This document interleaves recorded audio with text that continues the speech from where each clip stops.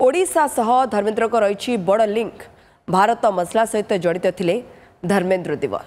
ओडिशार कंपनी भारत मसला पाई विज्ञापन शूट करते भारत मसलार ब्रांड एम्बासाडर भी थे धर्मेन्द्र। ओडिशार खाद्य आ ओडिशा को बेस भल पाउथले।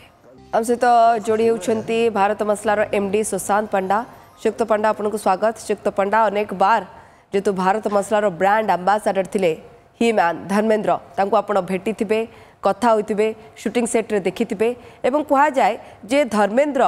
जेतिकी शानदार एक्टर स्क्रीन उपरे सेतिकी दमदार तांकर व्यक्तित्व व्यक्तिगत जीवन रे किभଳି मन पकेबे आज धर्मेन्द्र को।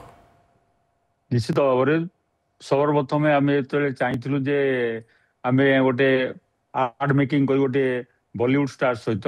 कारण आम बॉम्बे जाई बहुत बड़ बड़ स्टार सहित भेट होइतिलु कि अचानक आम सहित धर्मेन्द्र जी माने आमको गोटे सुजोग मिलता सहित मिसवाकू एवं से सेक्रेटरी सी आमको कही आम हाँ सार आपण आडभटाइज करेंगे आपण जानती जे विगत 40 वर्ष भितर धर्मेन्द्र जी कौन गोटे आर्ट फिल्म करनथिले आ से प्रथम थर राजी गले से आम निज निज भाविलु एटा सतना मिछ तथापि से अनुसार प्रथम से आमको कही गेस्ट हाउस को आसिया से आर्ट शूटिंग करेंगे 3-4 दिन पर आम जा पहुंची एवं आम आश्चर्य आम डायरेक्टर आमर मेकअप मैन समस्ते सांगे जाइए किंतु धर्मेन्द्र जी आज तो से नहांती सर्वप्रथम नागवती मु कहीं परिवार से 10 वर्ष है आम सहित जड़ित थे धर्मेन्द्र जी से माने आम आर्ट मेकर आम डायरेक्टर सब ठिया होते निजे गेस्ट हाउस रे निजे सबकि करी निज माने जो तांकर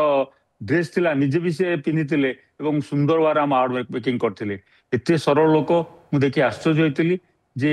एभली व्यक्तित्व आम भाग्य माने एत बड़ सुपरस्टार बा बॉलीवुड जे कि बहुत दिन धरी कार्य करते आम पाख आसी पहुंची आम पाखे आर्ट करने सुजोग देते बहुत गर्वित।